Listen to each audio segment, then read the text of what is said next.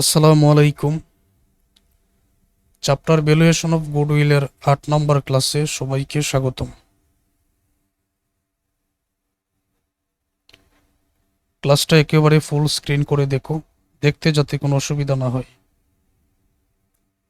ম্যাথটা খুবই গুরুত্বপূর্ণ।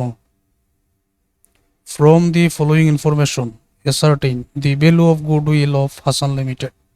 ব্যালেন্স শিটটা এখানে দেওয়া আছে। সম্পদে কি কি আছে? গুডউইল, কিন্তু এট কোস্ট দেওয়া নেই। যেহেতু দেওয়া নেই, এটা তো আনার কোনো প্রয়োজন নাই। বিল্ডিং এর মূল্য আছে 4 লক্ষ। টাকাগুলো তোমরা দেখে নিও। মেশিনারি আছে, ইনভেস্টমেন্ট আছে, আবার আইডিয়াল এখানে লেখা। আইডিয়াল মানে তো নিষ্ক্রিয়, মানে নন ট্রেডিং ইনভেস্টমেন্ট এটা। তারপর ইনভেন্টরি আছে, অ্যাকাউন্ট রিসিভেবল আছে, ক্যাশেড ব্যাংক, প্রিলিমিনারি এক্সপেন্স। এখন পর্যন্ত এখানে দেখতে পাচ্ছি গুডউইল আর ওই যে প্রিলিমিনারি এক্সপেন্স, যেটা এই দুইটা আসবে না, বাকিগুলো আসে। এখানে কমন স্টক ক্যাপিটাল আছে 5 lakh, profit and loss account 1,20,000, general reserve 80,000, debenture আছে 6% ইন্টারেস্ট, তারপর রেন্ট পেবল আছে, অ্যাকাউন্ট পেবল আছে। তো তোমরা তো জানো যে রেন্ট পেবল আর অ্যাকাউন্টস পেবল এই দুইটা চলতি দায়ের মধ্যে পড়ে। তো এখানে রেন্ট পেবল, এটা বানানটা ঠিক করবেন, RENT হবে। আচ্ছা, তারপর এডিশনাল ইনফরমেশন। দি বিল্ডিংস আর নাও অর্থ টাকা 5 লক্ষ। এই যে বর্তমানে বিল্ডিংয়ের মূল্য 4 লক্ষ ছিল না, এটার বর্তমান মূল্য 5 লক্ষ। তাহলে বর্তমান মূল্য যেটা, এটাই তো আমি নিব। 2 নম্বর, bad debt to the extent of 10% account receivable. কোনো একজন ব্যক্তির কাছে ধরে নাও আমি 10,000 টাকার পণ্য বিক্রি করলাম বাকিতে। যে কোনো এক কারণে ওই ব্যক্তির কাছ থেকে 2,000 টাকা পাবো না, একেবারে নিশ্চিত। কোনো একজন ব্যক্তির কাছে বাকিতে বিক্রয় করার কারণে আমার দেনাদার বা অ্যাকাউন্টস রিসিভেবল তৈরি হয়েছে 10,000। যে 2,000 একেবারে নিশ্চিত পাওয়া যাবে না যে কোনো এক কারণে, এটার নাম হচ্ছে অ্যাকাউন্ট ডেপ্ট বা অনাদায়ী পাওনা, অথবা ব্যাড ডেপ্ট, অনাদায়ী পাওনা। এখন দেনাদারের পরিমাণ যদি এখানে থাকে, কত আছে দেখো তো। এখানে দেনাদারের পরিমাণ অ্যাকাউন্ট রিসিভেবল 50,000, অ্যাকাউন্ট রিসিভেবল 50,000। তো এটার কত পার্সেন্ট? 10%। ব্যাড ডেপ্ট যেহেতু, তো 50,000-এ 10% 5,000 পাওয়া যাবে না। তার মানে বর্তমানে অ্যাকাউন্ট রিসিভেবলের পরিমাণ দাঁড়ায় 45,000 টাকা। তো যেটা পাওয়াই যাবে না, এটা তো আমি এই একটা ব্যবসায়ের সুনাম নির্ণয় করতে গিয়ে সম্পদের মধ্যে রাখতে পারি না। যেটা পাওয়াই যাবে না, অনাদায়ী পাওনা, এটা তো বাদ দিতে হবে। তারপরে 3 নম্বর, মার্কেট ভ্যালু অফ ইনভেন্টরি। মজুদের বাজার মূল্য 85,000, আর এখানে কত আছে? ইনভেন্টরি 80,000। আচ্ছা, তো 85,000 যেটা, ওইটাই নিব। The rate of return on company doing similar business around 10%, normal rate of return। NRR এর মানেটা, profit before tax of last 5 years were as follows. 22, 1,80,000, 21 সালের 1,70,000, এরকম 20 সাল, 19 সাল, 18 সাল পর্যন্ত দেওয়া। তাহলে চলতি বছরের 1,80,000। Calculate the value of goodwill under super profit capitalisation method. তো আগের ক্লাসগুলো দেখে তোমরা ভাবতে পারো যে এতক্ষণ পর্যন্ত স্যার এতগুলো ক্লাস নিলেন, আমরা শুধু সুপার প্রফিট মেথডের পাচ্ছি, তারপর ক্যাপিটালাইজেশন মেথডের পেয়েছি, এখন পর্যন্ত আমরা সুপার প্রফিট ক্যাপিটালাইজেশন মেথডের বড় কোনো অঙ্ক পাই নাই, তাহলে এখন পেয়ে গেলে। আচ্ছা, তো এটা বোঝানোর জন্য খুব বেশি আলোচনা করার প্রয়োজন এরকম কিছু না। এটা বোঝানোর জন্য বর্তমানে যা বলবো এতটুকুই যথেষ্ট। প্রথমত সুপার প্রফিট মেথড অনুযায়ী কাজ করতে হবে, কোনো পার্থক্য নেই। যেমন ক্যাপিটাল এমপ্লয়েড তুমি প্রথমে ঠিক একই নিয়মে বাইর করবে, কোনো পার্থক্য নেই। এভারেজ ক্যাপিটাল এমপ্লয়েড একই নিয়মে বাইর করবে, এভারেজ মেনটেনেবল প্রফিট একই নিয়মে বাইর করবে, নর্মাল প্রফিট একই নিয়মে, সুপার প্রফিট একই নিয়মে। শুধুমাত্র গুড উইলে গিয়ে একটু পার্থক্য আছে। তখন গুড উইল তুমি এই নিয়মে, এই যেটা গুড উইলের সূত্র, এটা সুপার প্রফিট মেথডের অনুযায়ী। আর সুপার প্রফিট ক্যাপিটালাইজেশন মেথড অনুযায়ী গুড উইলের সূত্র হচ্ছে ওই যে সুপার প্রফিট 5 নম্বরে যেটা পাবে, ওইটাকে নর্মাল রেট অফ রিটার্ন দ্বারা ভাগ করলেই উত্তরটা চলে আসছে। তাহলে দেখতে পাচ্ছ কতটা সহজে বোঝালাম। ওকে, তাহলে অঙ্কটার সমাধান বুঝিয়ে দিই। ক্যাপিটাল এমপ্লয়েড নির্ণয় করতে গিয়ে যাবতীয় সম্পদ থেকে কারেন্ট লাইবিলিটিস বিক করতে হবে। তো গুডউইল এট কোস্ট এটা আসবে না। বিল্ডিং এট কোস্ট এখানে আছে 4 লক্ষ, কিন্তু বর্তমান যে মূল্য 5 লক্ষ এটাই আমাকে আনতে হবে। মেশিনারি আছে 3 লক্ষ। ইনভেস্টমেন্ট এটা আবার আসবে না, এটা নন ট্রেডিং, কারণ আইডিয়াল এখানে লিখে আছে। ইনভেন্টরি এখানে আছে 80,000, কিন্তু বর্তমানে ইনভেন্টরির মূল্য 85,000, তাহলে 85,000 টাকাই আমাকে আনতে হবে। অ্যাকাউন্ট রিসিভেবল 50,000, কিন্তু সমন্বয়ে বলতেছে যে ওনাদেরই পাওনা 10% অ্যাকাউন্ট রিসিভেবলের, তো যেটা পাওয়াই যাবে না 50,000-এর 10% 5,000 বাদ দিয়ে বাকি 45,000 হিসাবে আনতে হবে।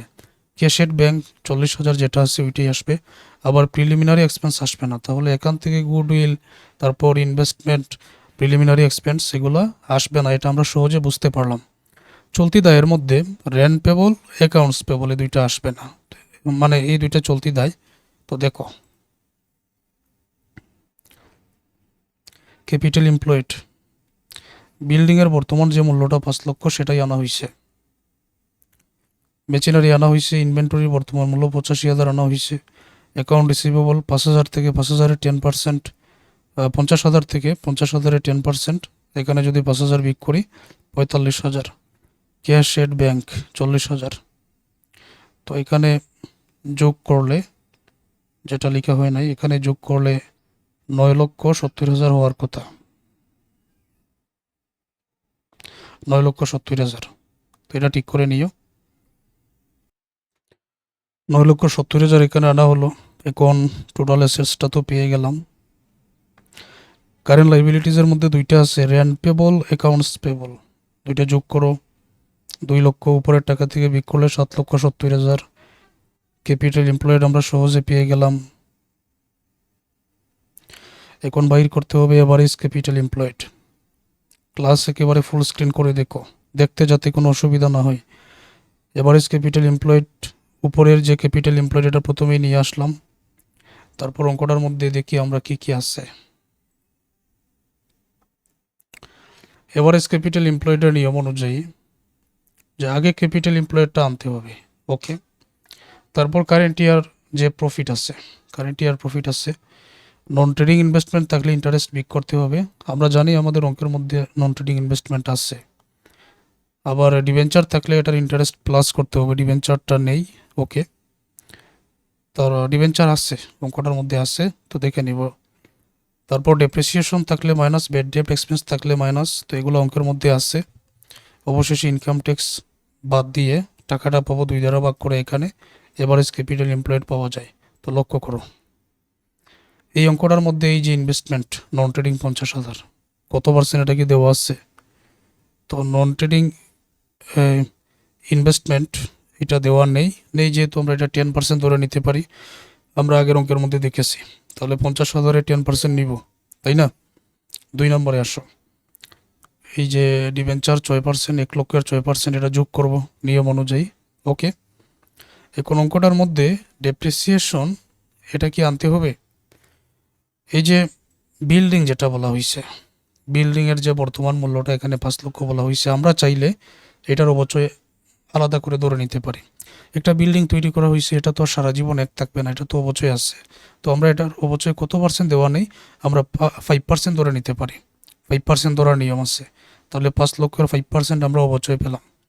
তারপরে যে bad date expense, bad date expense এই 50,000-এ 10% 5,000 যে পাওয়া যাবে না, তো ওইটাও আমাদের এখানে নিয়ম অনুযায়ী কী করতে হবে, ব্যাড ডেট এক্সপেন্স বিয়োগ ডেপ্রিসিয়েশন বিয়োগ শুধুমাত্র ডিবেঞ্চারের ইন্টারেস্ট প্লাস নন ট্রেডিং ইনভেস্টমেন্টের ইন্টারেস্টটা মাইনাস। তো সবগুলোই তো আমাদের অঙ্কের মধ্যে আছে, তাই না? 2022 সালের যে প্রফিট এটা হচ্ছে কারেন্ট ইয়ার প্রফিট 1,80,000। ট্যাক্স রেটের পরিমাণটা আবার অঙ্কের মধ্যে দেওয়া নেই, তখন 40% ধরে নিতে হবে। আর এই যে সিমিলার বিজনেস অ্যারাউন্ড 10%, এটা হচ্ছে নর্মাল রেট অফ রিটার্ন, ঠিক আছে।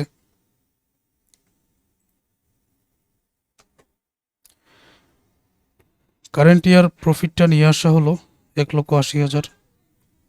তো শুরুতে ব্যাড ডেট আনা হয়েছে, নো প্রবলেম, 50,000-এ 10% 5,000 বিক করো। ডেপ্রিসিয়েশন আনা হয়েছে 5 লাখের 5% ধরার নিয়ম আছে, এটা 25,000 বিক করো। Interest on ideal for investment বা নন ট্রেডিং ইনভেস্টমেন্ট এটা 50,000-এ 10% এটা বিক করতে হবে। আর ডিবেঞ্চারের ইন্টারেস্ট 1 লক্ষের 6%, এটা শুধু যোগ করতে হবে। 1,80,000 আর 6,000 যোগ করো, তারপর এই তিনটা বাদ দিয়ে দাও, 1,51,000 পাবে। এইটার 40% ইন্টারেস্ট 1,51,000-এর 60,600, উপরের টাকা থেকে বিয়োগ করলে 90,600, 2 দ্বারা ভাগ করো, টাকাটা এখানে নিয়ে আসো, উপরের টাকা থেকে বিয়োগ করলে এভারেজ ক্যাপিটাল এমপ্লয়েডটা আমরা খুব সহজে পেয়ে গেলাম। আচ্ছা, এভারেজ ক্যাপিটাল এমপ্লয়েডটাও আমরা পেয়ে গেলাম। এখন পরের যে কাজগুলো এখানে করে নেই। এখন বাহির করতে হবে এভারেজ মেনটেনেবল প্রফিট। নিয়মে কি? নিয়মের মধ্যে কোনো পার্থক্য নেই। যেমন এভারেজ প্রফিট বাহির করার জন্য যতটা বছরের আয় আছে, আয়গুলো যোগ করে বছর দ্বারা ভাগ, ঠিক আছে? তারপর এই যে এখানে যে কাজগুলা আগের অঙ্কের মধ্যে যেগুলো করা হয়েছে, এখানেও তা, পার্থক্য কিছু নাই। এখন অঙ্কের মধ্যে আবার বলা হয়েছে 2022 সালের আয় হচ্ছে 1,80,000। এইটার যে দেনাদার 10%, দেনাদারের পরিমাণ হচ্ছে 50,000। 50,000-এর 10% পাওয়া যাবে না। তো যেহেতু পাওয়াই যাবে না, এইটা আবার আয় থেকে ওই 1,80,000 থেকে বাদ দিতে হবে। ওনাদের এই পাওনাটা 1,80,000 এই জায়গা থেকে বাদ দিতে হবে নিয়ম অনুযায়ী, এটা মনে রেখো। তো দেনাদার তো এটা আয়ের মধ্যে, সম্পদের মধ্যে পড়ে। তো দেনাদারের টাকাটা যেটা পাওয়া যাবে না, এইটা বাদ দিয়ে তারপর আমরা আয়ের টাকাটা নিব 2022 সালের। তারপরে 21 সালের, 20 সালের যা আছে আয়গুলো তো এখানে দেখাই যাচ্ছে, আর তথ্যগুলো না দেখলেও চলবে। এখন আমরা পারবো। যেমন এভাবে লেখা হয়েছে, তুমি চাইলে আগের নিয়মে অঙ্ক সমাধান করতে পারো, কোনো সমস্যা নাই। 2022 সালের 1,80,000 থেকে ওই এই ব্যাড ডেট যেটা 5,000 বাদ দিয়ে 1,75,000, বাকি বছরের যে আয়গুলো আছে এখানে লিখে যোগ করা হয়েছে। এখন এই 7,90,000-কে 5টা বছর যেহেতু 5 দ্বারা ভাগ করে, এই তো এভারেজ প্রফিটটাই মূলত বাহির করা হয়েছে। এটা এভারেজ প্রফিট বিফোর ট্যাক্স। এখন ভেরিয়াস অ্যাডজাস্টমেন্টের মধ্যে এই যে ডেপ্রিসিয়েশনের টাকাটা এখানে বিয়োগ আগের মতো, নন ট্রেডিং ইনভেস্টমেন্টের টাকাটা এখানে বিয়োগ আগের মতো, ডিবেঞ্চারের ইন্টারেস্ট এখানে যোগ আগের মতো। এখন ব্যাড ডেপ্ট কেন আনলাম না? ব্যাড ডেপ্ট এখানে বিয়োগ করা হয়েছে, তাই এখানে আনার কোনো প্রয়োজন নাই।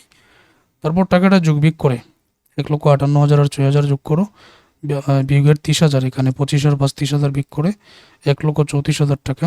এইটা আর 1,34,000-এর 40% ট্যাক্স রেট এখানে বিয়োগ করো, এভারেজ মেনটেনেবল প্রফিট 80,400। আচ্ছা, আশা করছি তোমরা এতটুকু বুঝতে পেরে গেছো। এখন পরবর্তী সমাধানটা দেখো। Normal profit average capital employed ওই নর্মাল রেট অফ রিটার্ন দ্বারা গুণ, এটা উত্তর। সুপার প্রফিট এভারেজ মেনটেনেবল প্রফিটের এই যে টাকা 80,400 থেকে নর্মাল প্রফিটের এটা বিয়োগ করে দিলে 7,930। গুডউইল সুপার প্রফিট, এই 7,930-কে নর্মাল রেট অফ রিটার্ন 10 দ্বারা ভাগ করে 100 দ্বারা গুণ করবো এখানে। তারপর 79,300 টাকা পেয়ে যাব। মানে গুডউইলে এসে আগে যেটা ছিল সুপার প্রফিট মেথডে পারচেজ ইয়ার দ্বারা গুণ, কিন্তু এখন শুধুমাত্র সুপার প্রফিটকে নর্মাল রেট অফ রিটার্ন দ্বারা গুণ করতে হবে। একটু আগে যে নিয়মটা আমরা দেখলাম, প্রয়োজনে আমি আবারও দেখাচ্ছি। ওই যে গুডউইলটা এইভাবে বাহির না করে, নাম্বার অফ ইয়ার পারচেজ দ্বারা গুণ না করে, এই সুপার প্রফিটকে নর্মাল রেট অফ রিটার্ন দ্বারা ভাগ করলে সেটা সুপার প্রফিট ক্যাপিটালাইজেশন মেথডে অঙ্কের সমাধানটা হয়ে যায়। এখন পর্যন্ত আমি তোমাদের যতটা অঙ্কের সমাধান বোঝালাম, এগুলা থেকে তোমাদের পরীক্ষায় আসবে এবং সকল নিয়ম তোমাদের জানা হয়ে যাবে। যে অঙ্কই পরীক্ষায় আসুক না কেন ইনশাল্লাহ পারবে। সুতরাং গুরুত্ব দিয়ে ক্লাসগুলো দেখো। পেড কোর্সে যারা ভর্তি হয়ে যাও, তোমাদের বন্ধুদেরকেও বলো পেড কোর্সে ভর্তি হয়ে ক্লাসগুলো দেখার জন্য। নামমাত্র কোর্স ফি নেওয়া হচ্ছে।